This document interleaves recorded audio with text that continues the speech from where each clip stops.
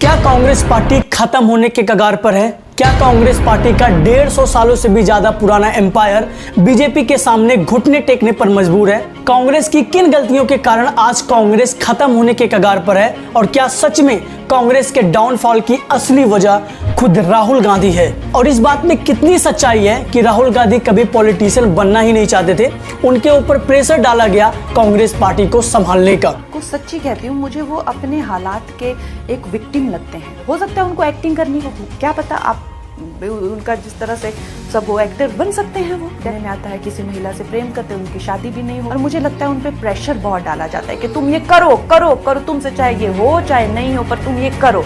और शायद राहुल गांधी का पॉलिटिक्स में इंटरेस्ट ना होने की वजह से आज कांग्रेस की ये हालत है।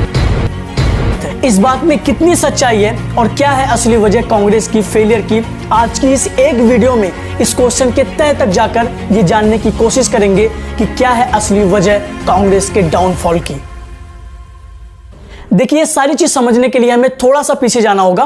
28 दिसंबर 1885 को इंडियन नेशनल कांग्रेस पार्टी की नींव रखी गई थी। ये पार्टी कोई पॉलिटिकल पार्टी नहीं थी। इस पार्टी की शुरुआत एक ऐसे पार्टी के रूप में हुई थी जो ब्रिटिश गवर्नमेंट के खिलाफ प्रोटेस्ट कर सके, और उस समय देश को चलाने के जो रूल्स थे उस पर इफेक्ट डालना इस पार्टी का मेन फोकस था। अब जैसे जैसे ब्रिटिश शासन चल रहा था वैसे वैसे कांग्रेस की पॉपुलैरिटी दिन पे दिन बढ़ती जा रही थी। लेकिन कुछ ही सालों में कांग्रेस के मेंबर इस बात को लेकर आपसी मतभेद करने लगे कि इस पार्टी को किस काम के लिए बनाया गया था और ये पार्टी कर क्या रही है। और ये आपसी मतभेद यहां तक पहुंच गया कि कांग्रेस के अंदर ही 1906 में नरम पक्ष और चरम पक्ष नाम के दो समूह बन गए। गोपाल कृष्ण गोखले और सुरेंद्र नाथ बनर्जी, ये दो मेन मेंबर नरम दल के सपोर्ट में थे, और बाल गंगाधर तिलक और उनके कई सारे सपोर्टर्स चरम दल के सपोर्ट में थे। देखिए, नरम पक्ष और चरम पक्ष बेसिकली चाहता क्या था, इस पर थोड़ा ध्यान देना। जो नरम पक्ष था वो चाहता था कि हमें अंग्रेजों के खिलाफ कोई भी प्रोटेस्ट नहीं करना है, हमारी भलाई इसी में है कि हम ब्रिटिश गवर्नमेंट के द्वारा बनाए गए रूल को फॉलो करें। जबकि चरम पक्ष इसके बिल्कुल खिलाफ था,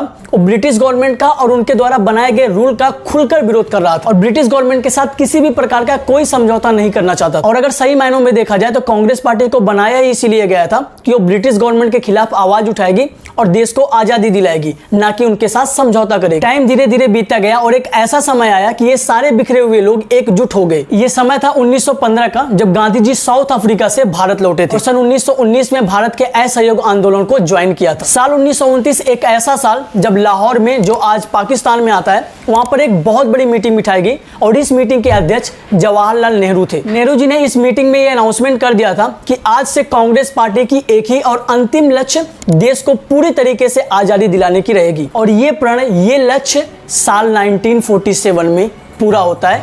1947 एक ऐसा साल जब हमारा देश आजाद हो जाता है और आजादी के बाद जवाहरलाल नेहरू कांग्रेस पार्टी से पहले प्रधानमंत्री बनते हैं। और अब यहां से होती है असली कहानी शुरू। नेहरू जी के बाद लाल बहादुर शास्त्री प्रधानमंत्री बनते हैं, लेकिन अनफॉर्चुनेटली 1966 में इनकी डेथ हो जाती है। लाल बहादुर शास्त्री के अचानक डेथ के बाद कांग्रेस के जो पुराने नेता थे उनमें और इंदिरा गांधी के बीच में अगला प्रधानमंत्री बनने के लिए काफी बहस होती है और कई सारे मीटिंग होती है, और बाद में जाकर इंदिरा गांधी को ही प्रधानमंत्री बना दिया जाता है। अब इंदिरा गांधी के प्रधानमंत्री बनने के बाद कांग्रेस पार्टी के जो पुराने नेता थे वो इंदिरा गांधी से काफी नाराज हुए, और ये नाराजगी यहां तक बढ़ गई कि इस पार्टी में एक और विभाजन हो गया, और ये विभाजन किया था मोरारजी देसाई और कामराज जैसे पुराने नेताओं ने। अब इसके बाद इंदिरा गांधी के जो सपोर्ट में थे उन्हें कांग्रेस आर, और मोरारजी देसाई के जो सपोर्ट में थे उन्हें कांग्रेस ओ के नाम से जाना जाता था। अब यहां तक तो सारी चीजें लगभग सही चल रही थी। कांग्रेस पार्टी के मेंबर्स में आपसी मतभेद भले ही चल रहे थे, लेकिन हर तरफ से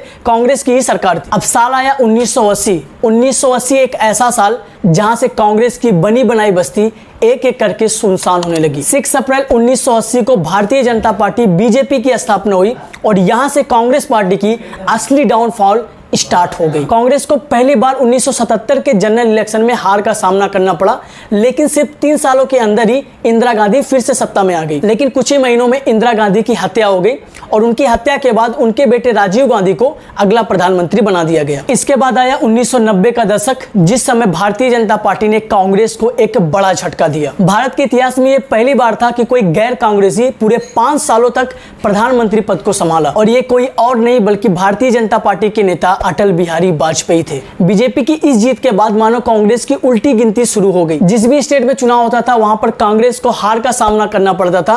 अगर किसी जगह पर रैली होती थी तो पिछली बार से भी कम लोग उन रैलियों में शामिल होते थे। जहां पहले कांग्रेस पूर्ण बहुमत के साथ चुनाव जीतती थी, हर एक स्टेट में कांग्रेस के ही सीएम होते थे, लेकिन कुछ ही सालों में ऐसा हो गया कि कांग्रेस को एक दो स्टेट में भी सरकार बनाना बहुत ही मुश्किल हो गया था। और ये सारी चीज हुई कांग्रेस की कुछ मेन गलतियों की वजह से।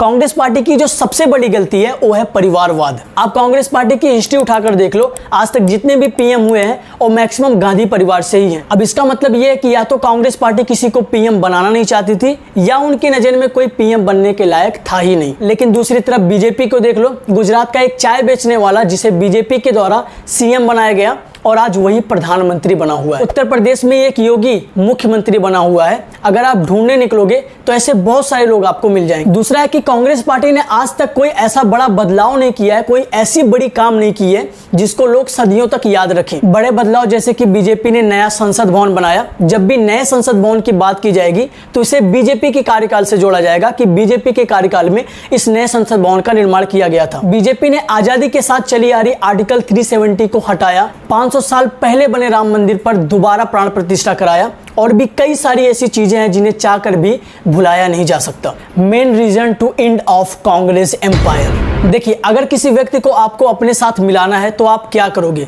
अगर उस व्यक्ति के पास कोई ऑप्शन नहीं है तो घूम फिराकर आपके पास ही आएगा, लेकिन अगर उसके पास कोई दूसरा ऑप्शन है तो फिर वो किसके पास जाएगा? देखिए, इसमें ज्यादा सोचने की बात नहीं है। जिस भी नेता में वो अपना फ्यूचर देखेगा, देश का फ्यूचर देखेगा, जिस भी पार्टी से उसे बढ़िया ऑफर मिलेगा वो उसी नेता के पास जाएगा, उसी पार्टी के साथ जाएगा। इस तरह के ऑफर देने में, लोगों को कन्विंस करने में बीजेपी कांग्रेस से बहुत आगे है और ये भी एक बड़ा रीजन है। ये कुछ मेन रीजन है जिनकी वजह से कांग्रेस को इतनी हार का सामना करना पड़ रहा है। लेकिन इस बार कांग्रेस पूरे जोरों शोरों के साथ लगी हुई है। अब देखना यह है कि कौन बनता है अगला प्राइम मिनिस्टर।